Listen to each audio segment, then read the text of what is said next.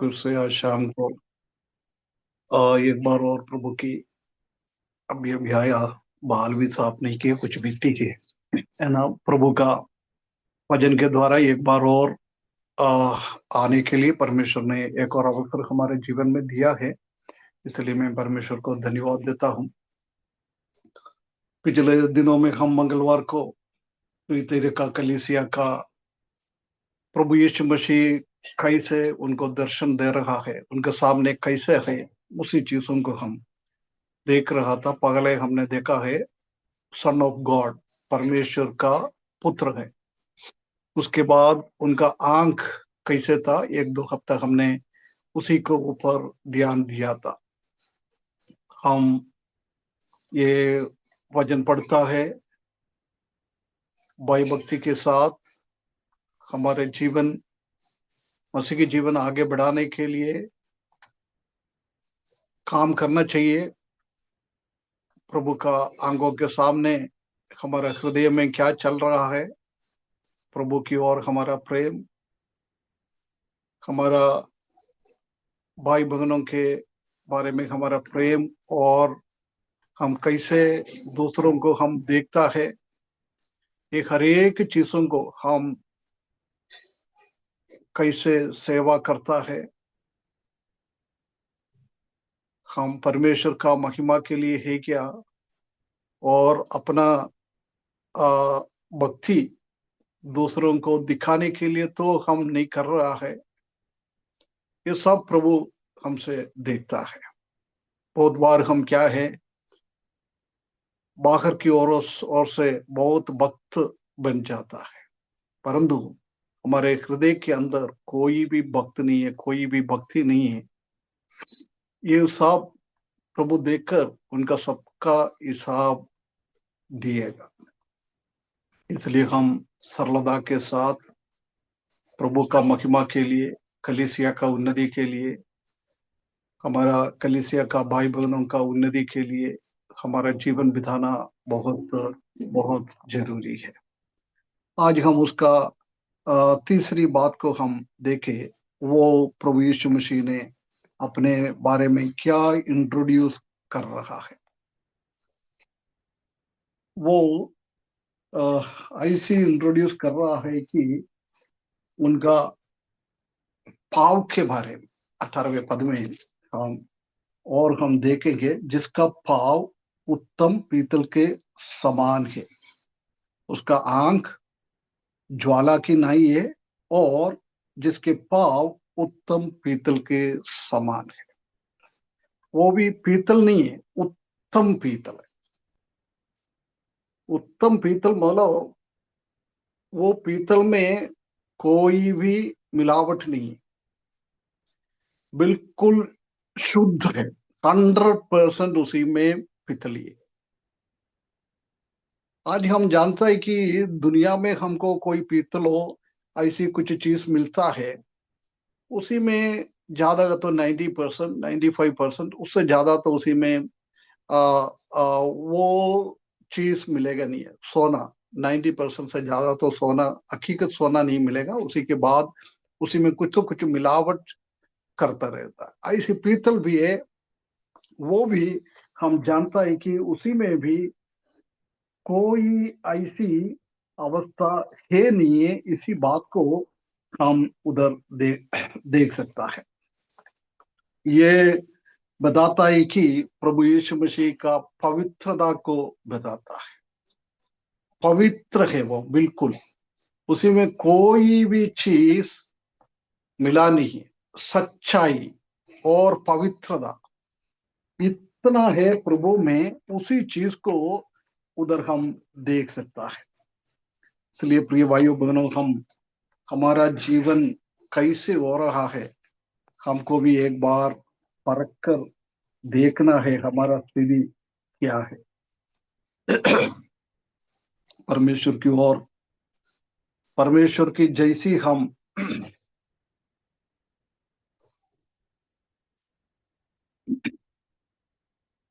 हमको पवित्र बनना है। लेविया व्यवस्था के किताब में और पत्रोस की किताब में भी हम देख सकते हैं कि जैसे हमारा परमेश्वर सिद्ध है, परमेश्वर कैसी पवित्रता है, ऐसी हमारे जीवन में भी पवित्रता में हमको आगे बढ़ना है। कभी भी उसी में हम समझौता नहीं करना है। उत्तम पीतल की जैसी प्रभु यीशु मसीह उत्तम पीतल है, ऐसी हमारे जीवन में भी हम भी एक उत्तम पीतल के रीति में हमारा जीवन बिताना, ये परमेश्वर हमसे चाहता है। हम अपना पवित्रता को एक बार देखना है। बहुत बार हम क्या है, बाहर की तरफ से कपट दिखाता है हम पवित्र है। कई लोग गवाही भी ऐसी बोल रहा है, मैं पवित्र हूं, है ना, मेरा साथ भी ऐसा पवित्र लोग चाहिए। उसका मतलब यही है कि यदि हम ऐसी बात करता है, मेरे साथ पवित्र और अच्छा स्वभाव का व्यक्ति चाहिए, उसका मतलब मैं उससे भी पवित्र और अच्छा व्यक्ति है। बहुत कई लोगों को गवाही ऐसा सुना है। परंतु जब प्रभु यीशु मसीह ने अपना आंखों के द्वारा हमको जब देखता, उसी टाइम हमारा पवित्रता प्रभु यीशु मसीह कैसे देखता है, उसी में हमको ध्यान देना है। मनुष्यों को दिखाने से कुछ नहीं होता है। मनुष्यों के सामने हमको खड़ा नहीं होना पड़ेगा। किसको हमको हमारा पवित्रता को दिखाने के लिए हम चाहता है, वो लोग भी एक दिन न्याय के सिंहासन के सामने वो लोग भी आना पड़ेगा, दोनों एक साथ। यदि मैं आप लोगों के सामने अपने आप को पवित्र दिखाना चाहता है, हमेशा ध्यान रखना है, आपको भी मेरे को भी उसी दिन प्रभु यीशु मसीह के न्याय के सिंहासन में खड़ा होना पड़ेगा। इसलिए उत्तम पीतल की जैसी पवित्रता की जैसी हमारे जीवन में एक अनुभव होना चाहिए, बिल्कुल उत्तम। कोई भी उसी में दूसरा चीज उसी में मिला हुआ नहीं। हमारे जीवन में क्या मिलता है, सोने के साथ और कोई चीजें मिलावट करता है, सस्ता वाला चीजें मिलावट करके वो अच्छा चीजों का भाव लेता है।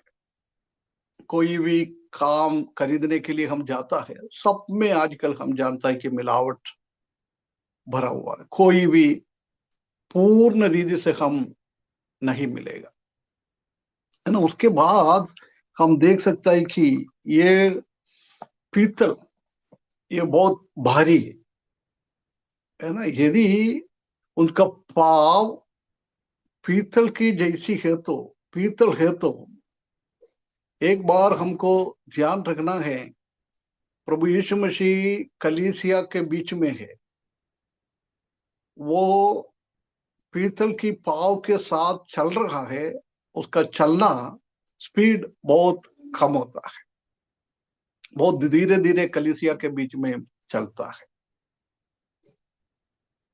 उससे हम क्या सीख सकता है,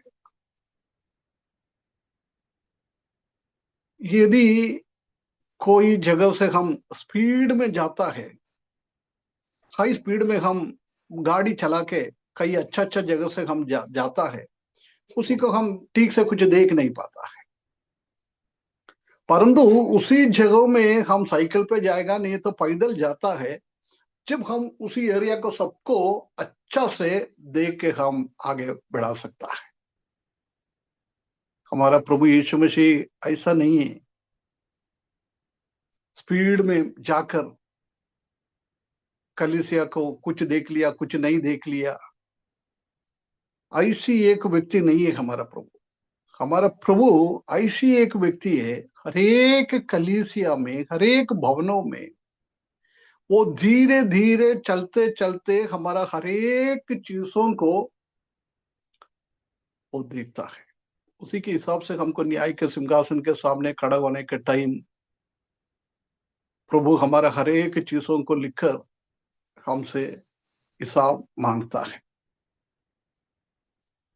ना। उसके बाद हम देख सकता है कि प्रभु यीशु मसीह का पीतल का भाव है ना, वो कई के ऊपर लग जाएगा तो इतना दर्द लगेगा, इतना दर्द लगेगा। कोई मांस का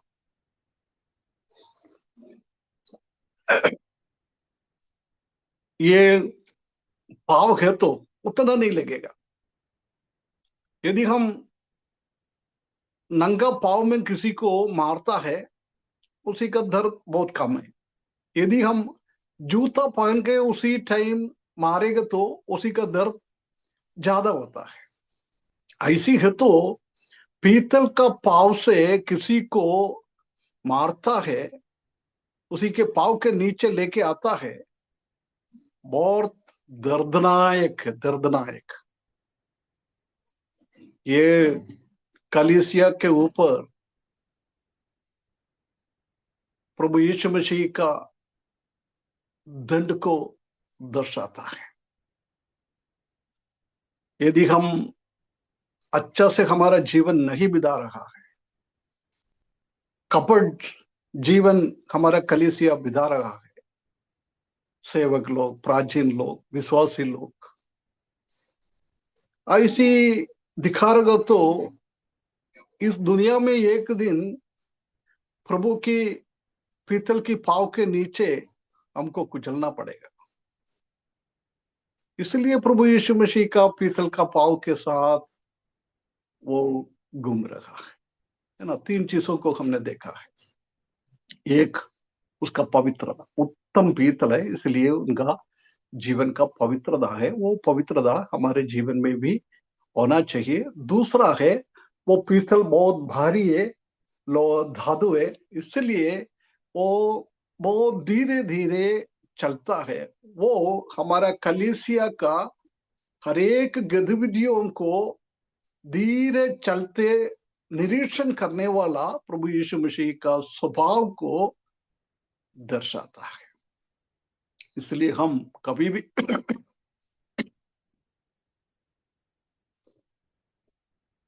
कभी भी हम प्रभु यीशु मसीह की निरीक्षण से हम बिज नहीं पाएगा। तीसरा हमने देखा है कि उसी का न्याय, हमने प्रभु यीशु मसीह के वचन के हिसाब से नहीं चल रहा है, कापट जीवन बिता रहा है। अभी आने का चीजों में हम देखेंगे तीतैरा का, कलीसिया का गिनती क्या है। वो गिनती हमारे जीवन में है तो हम प्रभु यीशु मसीह के भारी पाव के नीचे हमको कष्ट और तकलीफ पड़ना सहना पड़ेगा, है ना। इसलिए हम ध्यान से हमारा जीवन बिताना है। इसलिए थिएटर का कलीसिया को प्रभु यीशु मसीह ये तीनों स्वभाव बता रहा है। परमेश्वर का संतान, परमेश्वर का पुत्र। परमेश्वर का पुत्र मतलब मनुष्य पुत्र के रूप में नहीं है।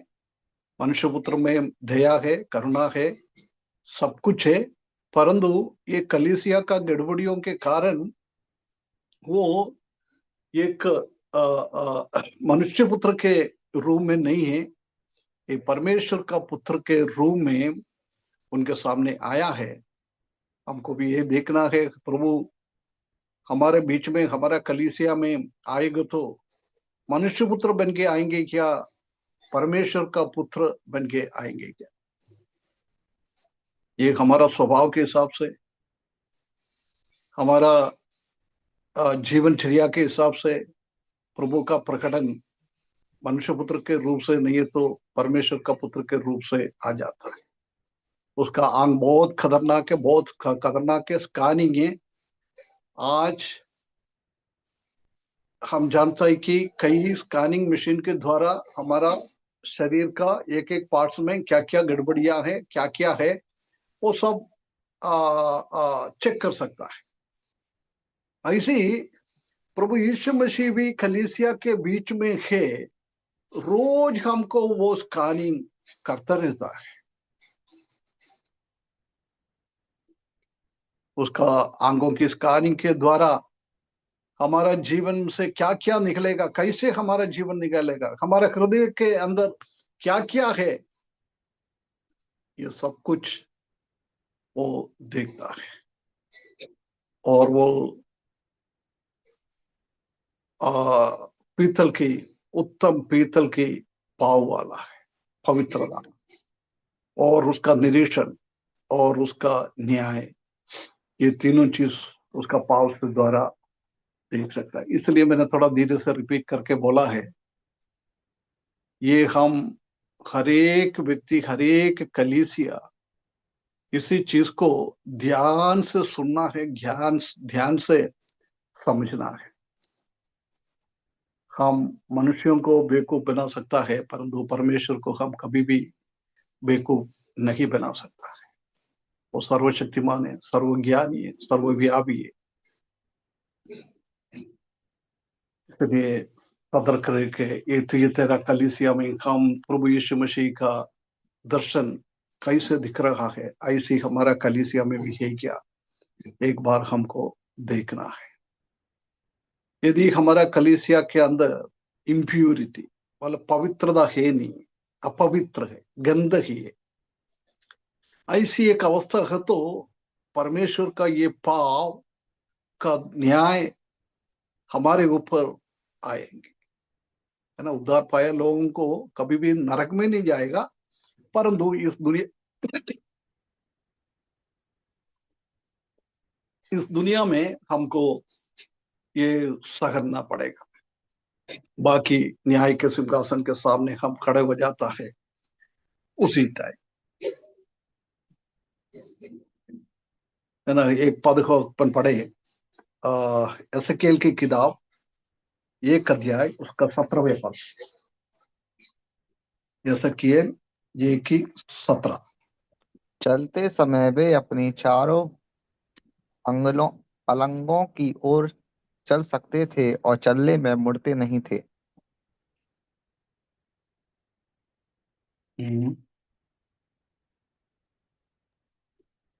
एज के लेख का 17।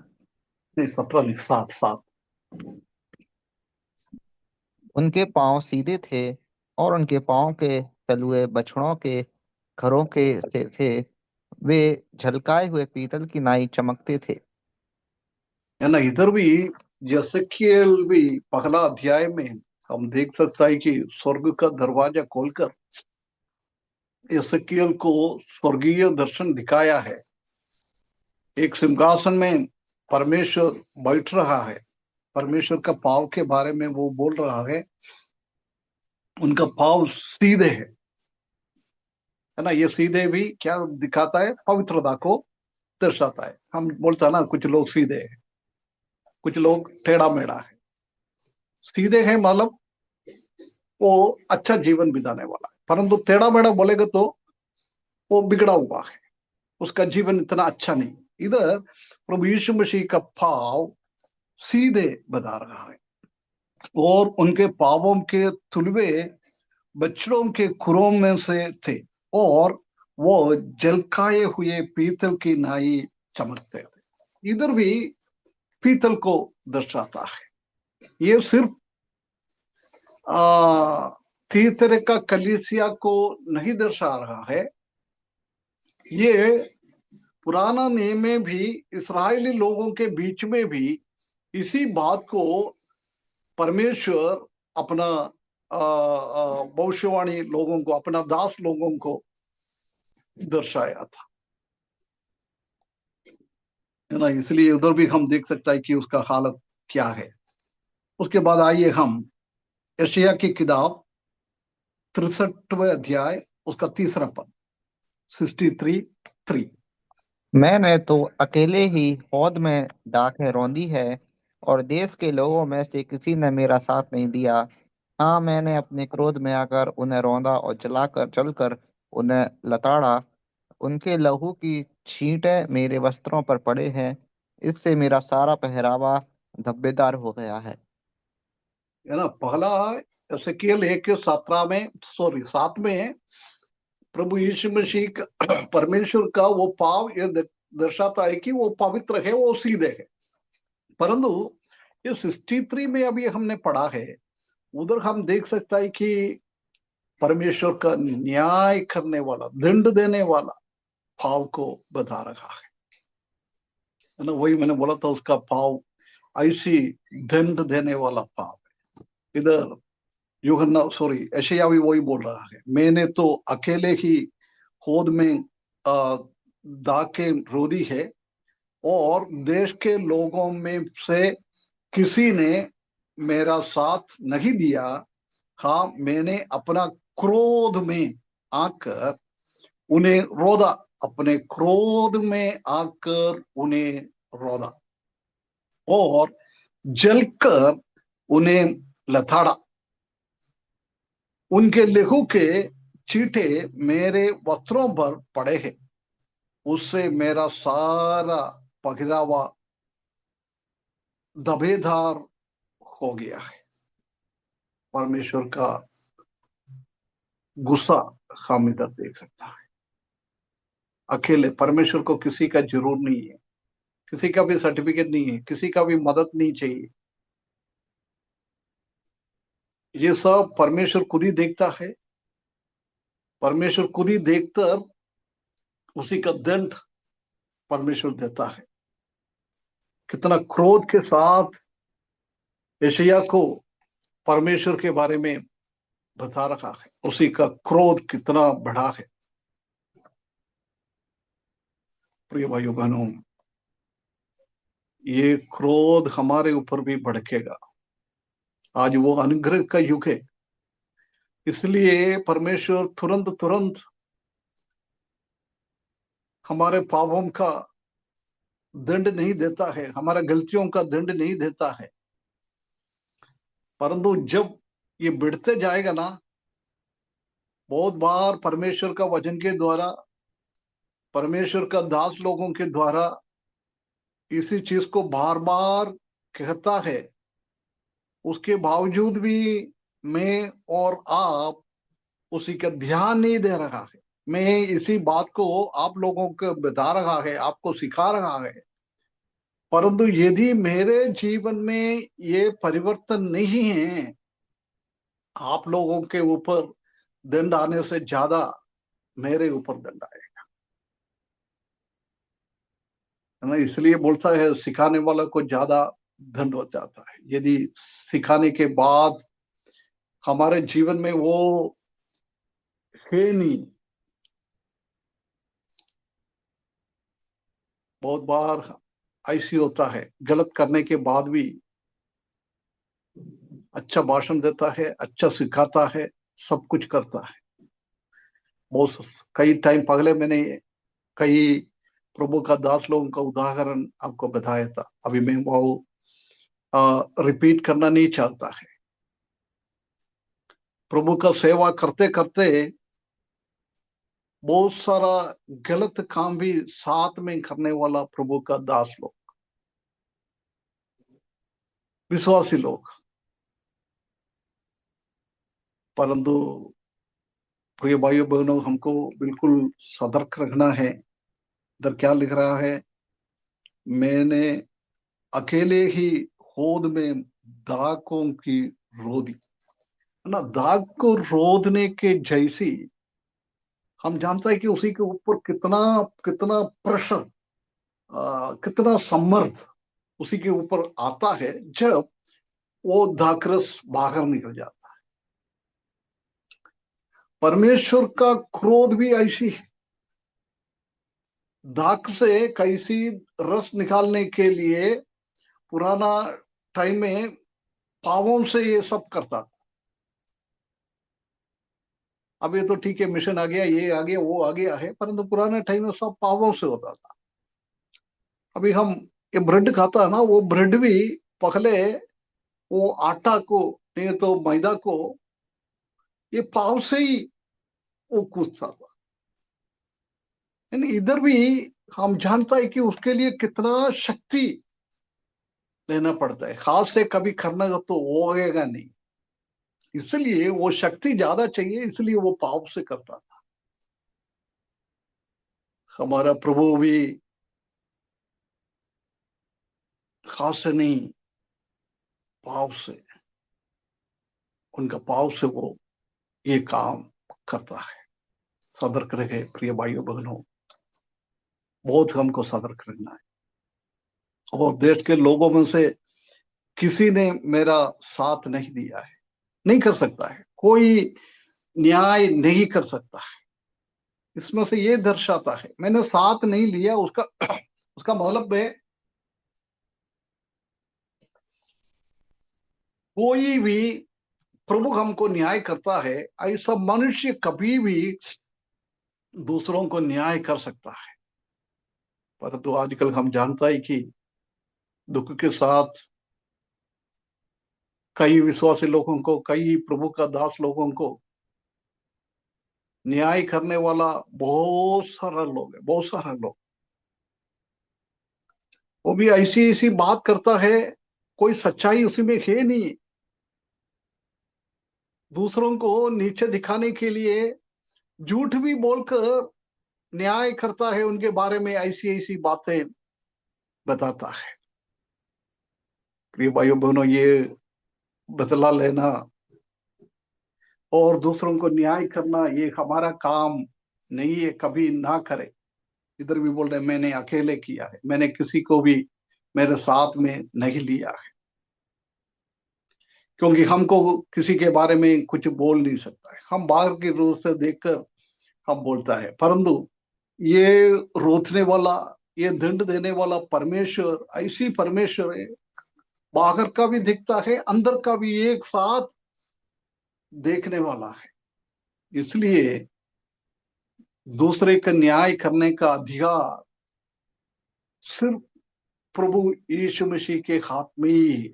हकीकत हम नहीं समझता है, हम कुछ भी दूसरों के बारे में बोलता है, दूसरों किसी को हम सुनाता है। जब हम, प्रिय भाइयों बहनों, कभी यदि सच हमने देखा था तो भी हम वो भाई से जाके बात करना है। कभी मैंने कुछ गलत कर दिया तो आप लोग ऐसा मत करे दूसरा 10 लोगों के जाके बोले अरे जॉर्ज अंकल ने ऐसी ऐसी काम किया है।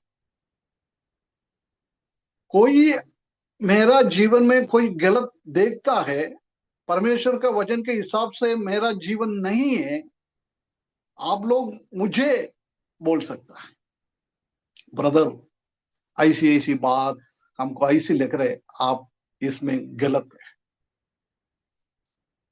मेरा भी यही आदत है, मैंने भी कहीं कुछ गलत देखेगा तो वो भाई से बात करता है, कभी मैं दूसरे का किसी का कान में वो बात नहीं डालता। कुछ भी हो, हम ऐसे लगता है वो गलत कर रहा है। अभी पिछले दिनों में एक भाई के साथ कुछ बात करना पड़ा, जब उसने कुछ किया है वो मैंने खुला खुला उनसे बोला है, और किसी से हम कई साल की पहले की बात है, मौका मिला है इस हफ्ते में उसके बारे में बात करने के लिए। है ना, यही हमारा आदत होना चाहिए, हम दूसरों को कुछ है तो डायरेक्ट बोले। हम दूसरे के साथ नहीं करें। प्रभु वही दिखा रहा है, मैं अकेले करता हूं, मैं किसी का भी मेरे को जरूरत है नहीं। उसके बाद क्या बोल रहा है, मैंने अपना क्रोध में आकर उन्हें रोदा है। प्यार से नहीं, क्रोध में, बात नहीं सुन रहा है। इसराइली लोग भी प्रभु यीशु मसीह के विरुद्ध में, परमेश्वर के विरुद्ध में कई गलत बातें किया है। जब परमेश्वर ने क्रोध में आकर ऐसे ऐसे न्याय और दंड देता है। मनुष्यों का क्रोध और मनुष्यों का दंड है तो उसमें से हम परमेश्वर हमको बचाएगा। यदि परमेश्वर का दंड और परमेश्वर का न्याय हमारे ऊपर आएगा तो, मेरे ऊपर आएगा तो, प्रिय भाइयों बहनों, मुझे कोई भी नहीं बचा पाएगा, कोई भी नहीं बचा पाएगा। परमेश्वर का क्रोध हमारा व्यक्तिगत जीवन में, पारिवारिक जीवन में, हमारा कलीसिया के विश्वासी लोगों के ऊपर आने का चांस ना दे, कोई भी बचा नहीं पाएगा। वो भी क्या है, क्रोध में आकर जलकर। ना पिछले हफ्ते में हमने देखा था कि परमेश्वर कंज्यूमिंग फायर है, भस्म करने वाला आग है।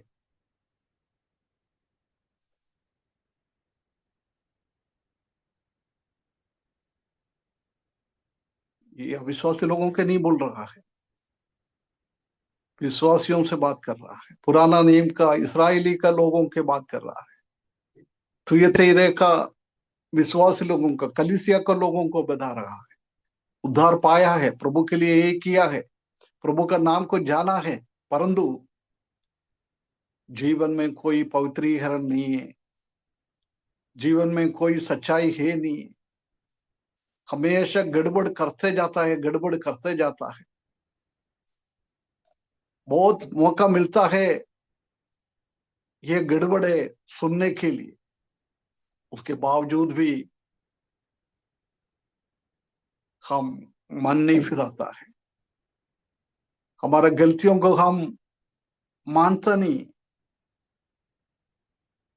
यदि हमने हमारे भाई लोगों के विरुद्ध में कुछ करेंगे तो एक बार उनको जाके माफी मांगने से कोई भी हमारा नहीं बिगड़ेगा।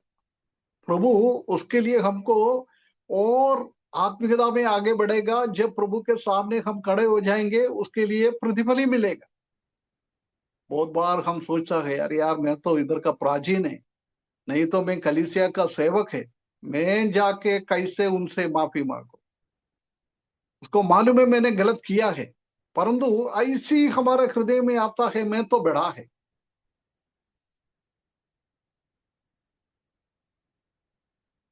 ना ऐसी एक एक्सपीरियंस, एक अनुभव, ऐसी एक सोच हमारे हृदय में ना होए। हम कुछ गलत करें तो उसके लिए माफी मांगना बहुत जरूरी है।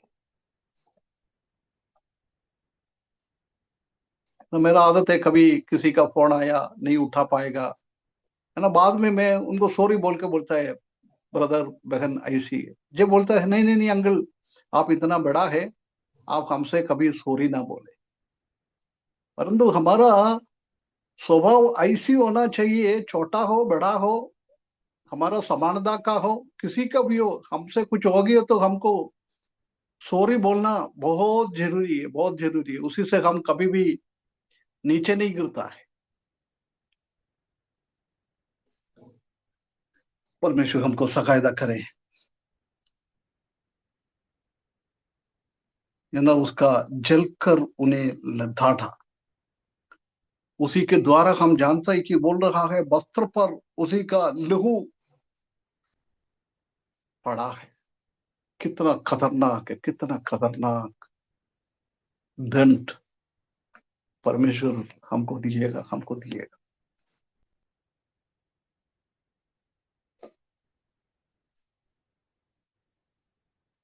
एक और पद पढ़े ब्रदर, प्रकाशित वाक्य 19 अध्याय उसका 15वां पद।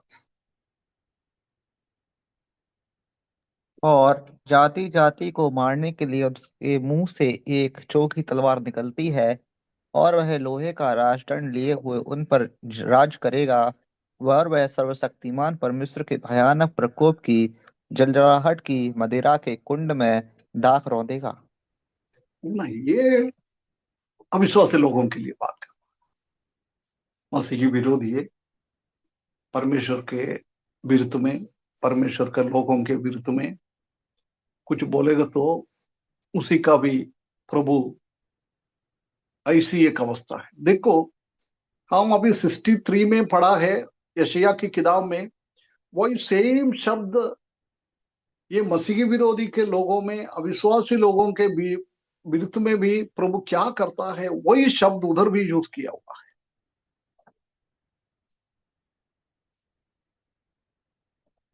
कितना गंभीर है, कितना गंभीर है। प्रभु का न्याय के दंड के सामने से हम कभी बच नहीं पाएगा, कभी बच नहीं पाएगा। अपने आप को हम जांचना बहुत जरूरी है ना। बहुत भयानक न्याय विश्वासी लोगों के ऊपर भी, अविश्वासी लोगों के ऊपर भी आ जाएगा।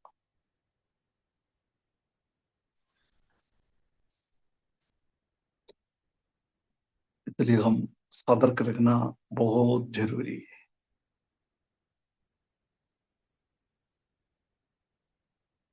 देखो, ये कलीसिया को ये दूत ये संदेश बता रहा है। ये कलीसिया के ऊपर कितना एक दर्दनाक है, कितना भयानक है।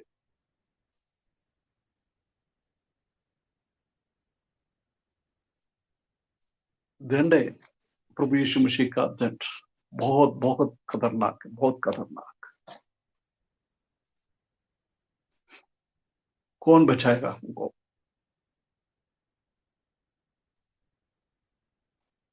यदि हम हमारे जीवन में कुछ गड़बड़ियां हमने किया है, प्रभु के सामने आके मन फिराएगा तो प्रभु का ये दंड से हम बच नहीं पाए, बच सकता है। यदि नहीं मन फिराया है, प्रिय भाइयों बहनों, हम बहुत खतरनाक रीति से, बहुत खतरनाक रीति से प्रभु के सामने एक दिन, बहुत ज्यादा हम करेंगे तो इस दुनिया में ही उसी का फल और धन हमको मिलेगा। बाकी हम न्याय के सिंहासन के सामने जागते हमारा ये अवस्था हो जाएगा। प्रभु यीशु मसीह ने कलीसिया को अपने बारे में सूचना दे रखा है, सूचना दे रखा है। तीसरा कलीसिया, तुम्हारे बीच में बहुत सारा गड़बड़ियां मैंने देखा है, उसके बारे में आगे हम पढ़ेंगे। जब बोल रहा है, देखो मैं अभी ऐसी हालत में तुमको दंड देने के लिए मैं तुम्हारे सामने खड़ा है, उसके बाद भी हम देख सकता है कि यदि आप मन फिराएगा तो ये तुम्हारे ऊपर से निकल जाएगा। उसका मतलब यही नहीं है हम आज माफी मांगा है, कल फिर से वही काम हम करते जाएंगे। वो एक्चुअली कभी भी उसको माफी नहीं बोलता है, मन फिराने का अनुभव नहीं है वो। मन फिराना मतलब पूरा हृदय के अंदर से वो ऐसी ऐसी गंदगी चीजों को उठा के फेंकना है। यदि ऐसा स्थिति में हम करेंगे तो ये न्याय परमेश्वर ने हमारे ऊपर नहीं दिएगा। ये परमेश्वर का ये स्वभाव है, ये रोंदने का, न्याय करने का, पीतल का पाव के साथ हमारे बीच में आना, ये स्वभाव से कुछ बचत हो जाएगा। टेरिफाइंग पिक्चर, एक थ्रेटनिंग पिक्चर है, एक भयानक एक तस्वीर है प्रभु यीशु मसीह का। ये एक खतरनाक एक पिक्चर है प्रभु यीशु मसीह का। प्रिय भाइयों बहनों, यदि हम पाव में फंसा हुआ है, पाप हम कर रहा है, परमेश्वर का वचन के हिसाब से हमारा जीवन नहीं चल रहा है, हमारे भी बीच में भी ये भयानक अनुभव में प्रभु यीशु मसीह आएगा। कितना कितना हम सोच नहीं सकता है। समझ लो, प्रभु यीशु मसीह ने ये संदेश थियुतिरा का कलीसिया को लिखकर उनको देने के लिए यूहन्ना को ये काम सौंप दिया है। यूहन्ना ने ये मैसेज लिखकर कलीसिया में भेजा है, वो कलीसिया में पढ़ने के लिए। यदि कलीसिया में इसी बात को पढ़ता है, उसी टाइम कलीसिया का स्थिति क्या होगा हम सोच नहीं सकता है। उसी दिन कलीसिया में क्या हो जाएगा। बहुत खतरनाक खतरनाक रीति से परमेश्वर का वचन से आज भी हमसे बात कर रहा है, हमारा व्यक्तिगत जीवन में और कलीसिया का जीवन में और हमारा पारिवारिक जीवन में क्या गड़बड़ियां है। प्रभु हमको देखकर ये है ना, सही कलीसिया का हर एक आखिरी में हम देख सकता है कि हर एक कलीसियाओं को और हर एक व्यक्तियों को जिसके पास कान है उनके लिए, इसलिए सिर्फ ये थिएतेरा का कलीसिया के लिए नहीं है प्रिय भाई बहनों, हम ऐसा ना सोचे ये तो थिएतेरा का कलीसिया के लिए लिखा हुआ है, ऐसा नहीं। एक बार एक कलीसिया में एक भाई बीच बीच में कभी दारू पीता था, है ना। जब उधर का सुसमाचार उनसे जाके बात किया है, कोरिन्थियों को किताब में से उनका जीवन में क्या क्या गड़बड़ियां चल रहा था, उसी में से कुछ बता रहा था। जब वो भाई ने क्या सुसमाचार को क्या जवाब दिया है, अरे भैया वो तो कोरिन्थियों का कलीसिया के लिए, वो मैं कौन सी कलीसिया में है उसी कलीसिया के लिए नहीं है वो संदेश। वो कोरिन्थियों का कलीसिया था, वो खत्म ही हो गया। बहुत बार हम भी ऐसी सोचता है, ये फलाना कलीसिया के लिए है, ये थिएतेरे का कलीसिया से हमको क्या लेने देना है। नहीं, ये हमारे लिए भी है, हमारे लिए भी।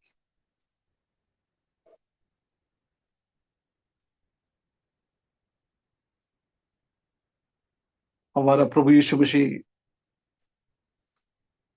गलतियों में कभी भी समझौता नहीं करता है, सेंटिमेंटल नहीं है वो। इसलिए वो परमेश्वर का पुत्र के जैसी आया है। यदि मनुष्य के पुत्र के जैसी आएगा तो उसी के में कोई सेंटिमेंटल हो जाता, कोई नरम उनका हृदय में आ जाता। परंतु इधर कोई नरम स्वभाव है नहीं है प्रभु का हृदय में। बिना सेंटिमेंटल में ये बात कलीसिया को कहता है।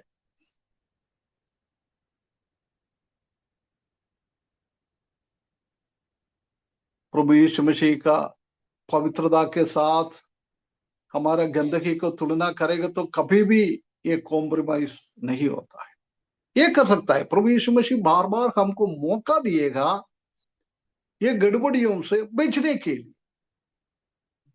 यदि हम गड़बड़ियों से बच गया है प्रिय भाइयों बहनों, प्रभु फिर हमसे वो लेखा नहीं ले लेगा, माफी करता है प्रभु। यदि दिल के अंदर से है तो,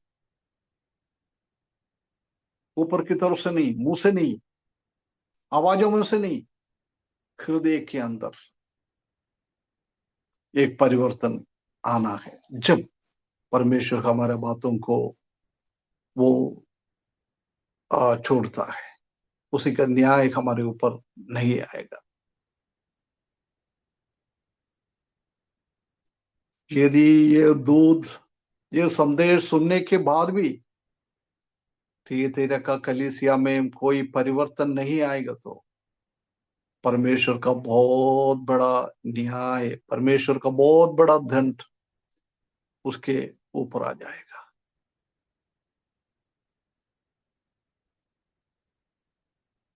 जब अगले हफ्ते कलीसिया में ये बात को पढ़ता है, बहुत सारा लोगों को हृदय में बहुत बड़ा शोक आ जाता है। ऐसे शोक होना चाहिए। कई लोगों को ठीक है भैया चलने दो, परमेश्वर आज थिएतेरा का कलीसिया के बीच में प्रभु यीशु मसीह कैसे आ रहा है, उसी बातों को अलग अलग तरीके से हमसे बातें किया है पिछले 3-4 हफ्तों हो गया। ये अब तक हमने नहीं, इस प्रभु यीशु मसीह का स्वभाव के बारे में, उसी के पहले एक इंट्रोडक्शन के बारे में हमने बोला था, उसका पृष्ठभूमि। उसके बाद प्रभु यीशु मसीह परमेश्वर का पुत्र है, उसके बारे में एक बार एक हफ्ता, और वो उसका आंख हमारा कामों को देखने के आंख के बारे में 2 हफ्ता हमने बात किया है। आज हमने उनका भाव के बारे में बात किया है। ये एक पद चाहिए तो एक दिन में बोल सकता था, परंतु ये बहुत खतरनाक है कलीसिया के लिए। इसी को समझना बहुत जरूरी है, बहुत जरूरी। अभी मैं इधर समाप्त करता हूं। परमेश्वर हमको सकायदा करे। प्रभु यीशु मसीह हमारा कलीसियाओं में, हमारा व्यक्तिगत जीवन में और हमारा परिवार में ये 3 स्वभाव में ना आए। मन फिराते हुए, यदि हमारा जीवन में प्रभु यीशु आने का चांस है तो हम प्रभु के सामने आकर मन फिराते हुए, एक दूसरे के बारे में, हमारा जीवन में, हमारे हृदय में कुछ है तो उनसे जाके माफी मांगते हुए एक अच्छा पवित्र जीवन बिताने के लिए, उत्तम पित्तल की जैसी पवित्र जीवन, परमेश्वर कैसी पवित्र है ऐसी हमको भी पवित्र बनना है। परमेश्वर में क्या क्या सलगुण है, वो हरेक सलगुण हमारे अंदर भी आने के लिए, उसके लिए हमको कोशिश करना है। हो जाता है, ऐसा नहीं। प्रभु कभी भी हम कर नहीं पाता है ऐसी कोई भी बोझ हमारे ऊपर प्रभु नहीं देता है। हमको कर सकता है ऐसी बातें प्रभु हमको बताता है ना। कई कलीसिया के उसमें ना, और मैं आपको बोझ देना नहीं चाहता, ऐसा लिखा है। मालूम है, वो और बोझ दिएगा तो वो टूट जाएगा, परंतु परमेश्वर ऐसी बोझ हमारे ऊपर नहीं दिएगा। इसलिए हमको कर सकता है ऐसी बातों हमको करने के लिए बोलता है। प्रभु का ये स्वभाव देखकर हमारा भी स्वभाव में ऐसी एक परिवर्तन आने के लिए, और प्रभु यीशु मसीह मेरा जीवन में, मेरा परिवार के जीवन में, मेरा कलीसिया के जीवन में प्रभु का ये स्वभाव के साथ ना आए, उसके लिए हमारा जीवन पवित्र जीवन बिताने के लिए परमेश्वर इस वचन के द्वारा हमको मदद करे। उनके बड़े नाम की महिमा हो।